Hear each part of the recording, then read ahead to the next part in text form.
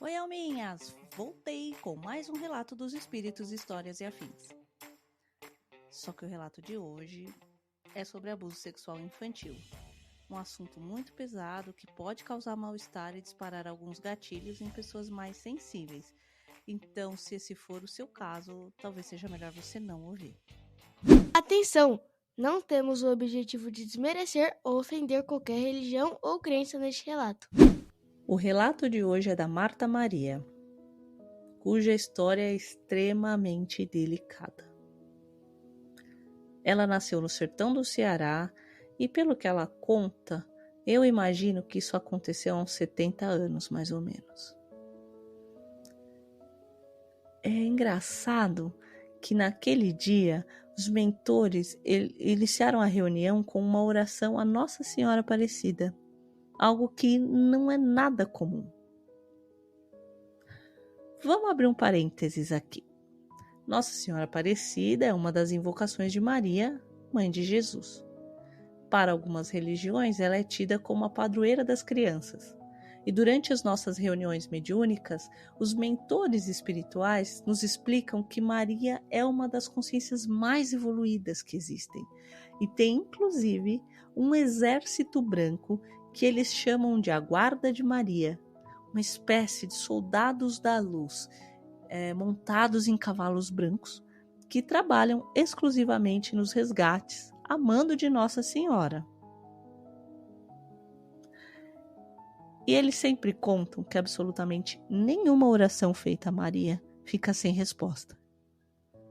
E até pelo modo como eles nos falam, sorrindo, parece que Maria é um pouco enxeridinha e vive mexendo uns pauzinhos para atender às orações dos seus filhos.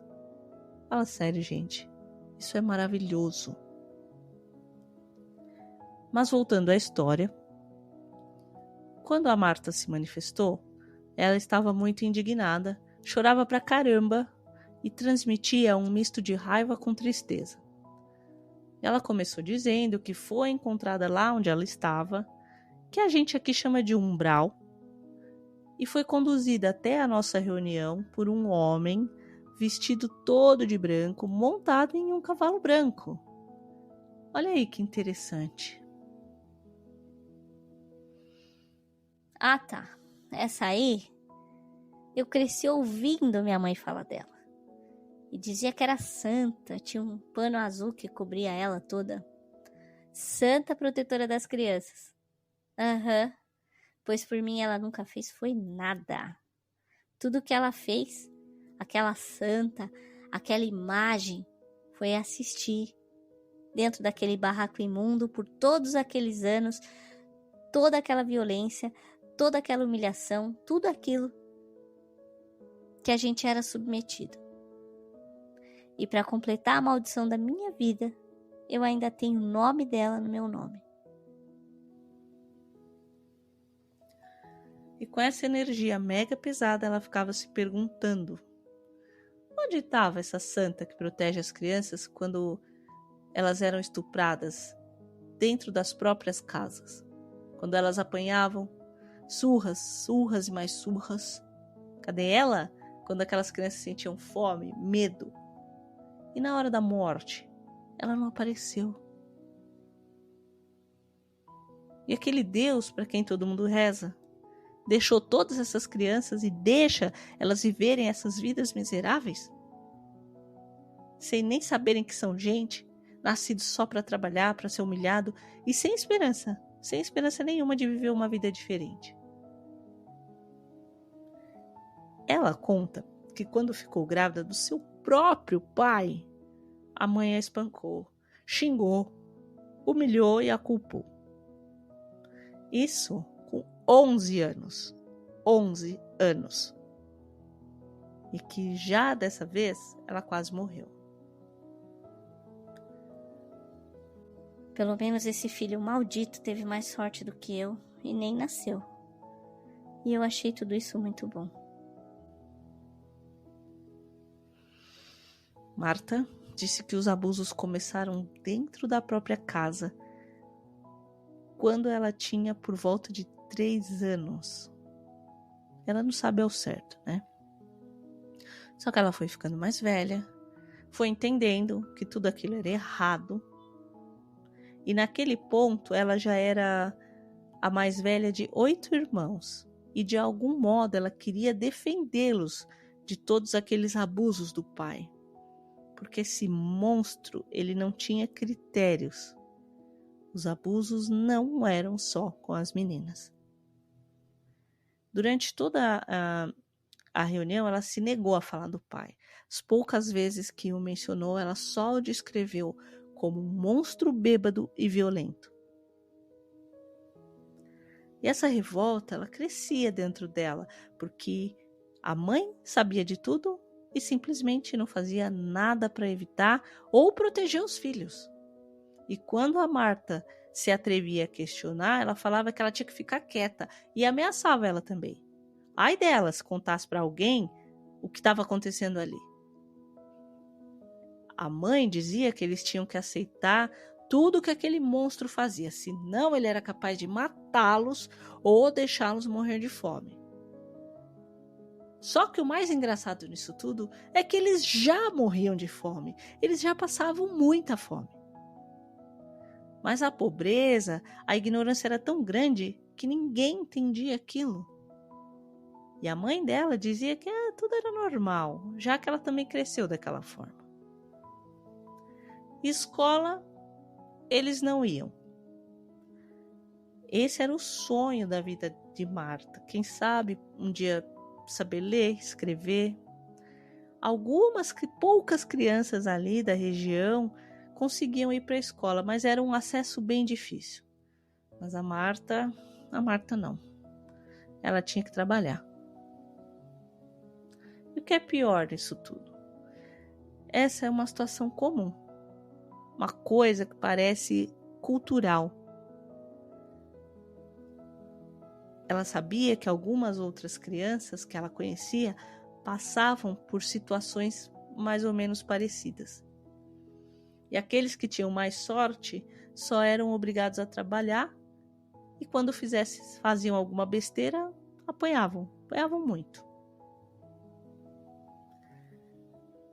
E aí, vocês me trazem aqui agora para falar de Maria. Ah, tá. Mãe de Deus? Ok. Minha não. Então, lá pelos 14 anos, ela ficou grávida de novo. Outra gravidez complicada. Porque eles eram todos muito desnutridos, magros. Fora as surras que eles tomavam constantemente. Eu acho que por conta de tudo isso, ela acabou falecendo no parto. E até hoje ela não sabe se aquela criança sobreviveu ou não. Depois de um tempo, passou um tempo e ela entendeu que ela morreu. Ela tomou consciência da morte. Mas ela conta que mesmo assim ela ficava revivendo tudo aquilo que ela passou, dia após dia. Como se fosse um pesadelo do qual você não consegue acordar. E ficava sempre pensando no bebê, nos irmãos que ficaram. Mas tinha um irmão em específico, o mais novo, em quem ela pensava muito.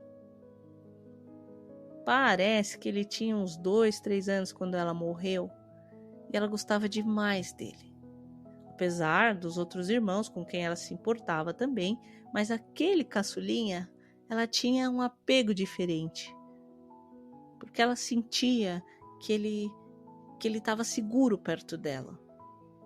E sempre lembra dele brincando com um carrinho de madeira, que era o único que eles tinham por ali, e ele arrastava aquele carrinho naquele chão de terra seca. E ela sempre pensava,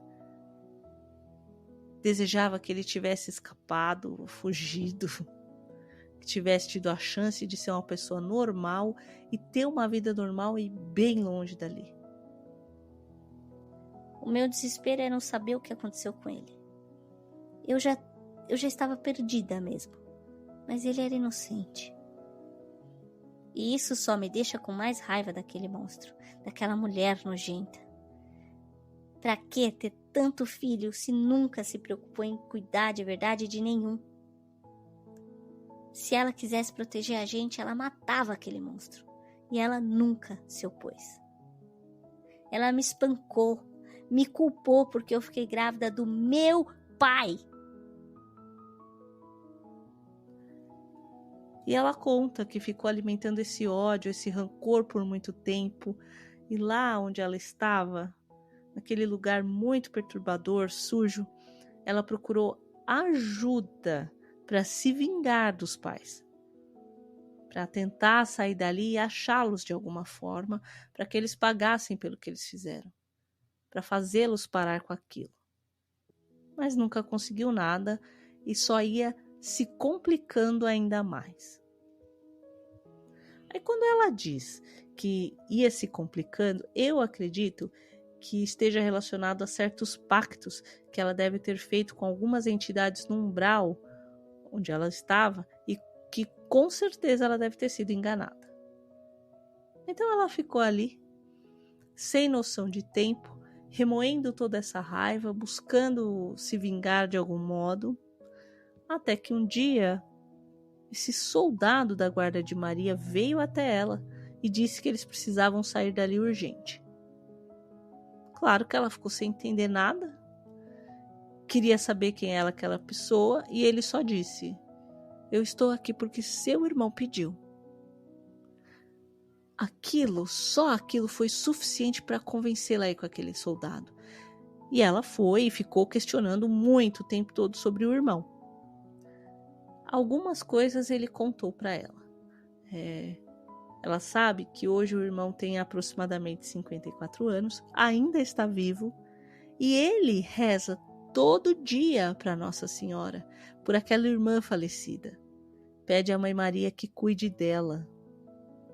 Olha, apesar de ele ser tão novinho quando ela se foi, o amor que ele sentia não morreu.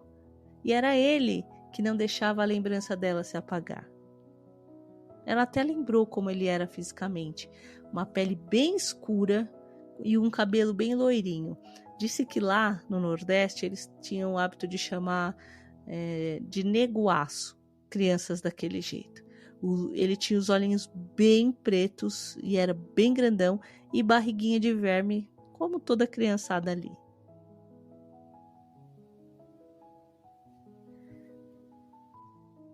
Nada do que eu encarei desde que eu cheguei aqui nesse lugar imundo foi pior do que eu passei na minha vida. Mas agora eu sei que pelo menos alguém pensou em mim, depois desse tempo todo. E se eu aceitei vir aqui, é pelo meu irmão. Nem por mim é mais. Lembram que eu expliquei que os mentores geralmente recorrem às melhores lembranças para ajudar nos resgates? E é sempre a lembrança ou a própria consciência de alguém que a gente amou muito. Isso é lindo demais, gente.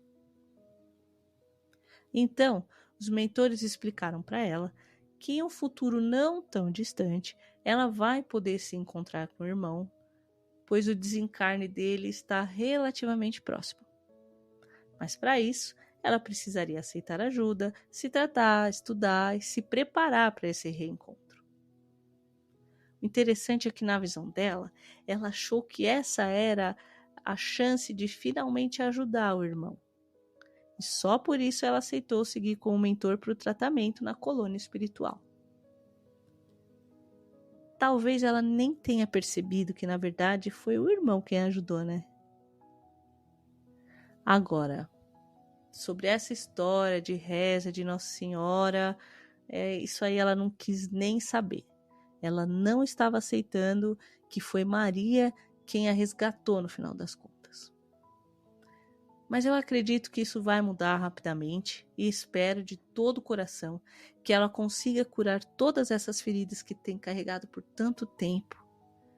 E por mais difícil que pareça, que ela consiga perdoar os seus pais, para que ela siga seu caminho em paz.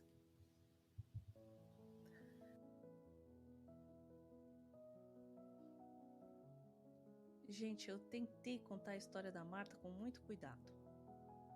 Vamos pensar que isso aconteceu há um bom tempo atrás, uma região muito pobre e sem muito acesso a nada. E apesar de ainda existirem muitas regiões no Brasil e no mundo assim, hoje a gente tem muito mais acesso à informação. E esse é o tipo de cultura que tem que ser extinta.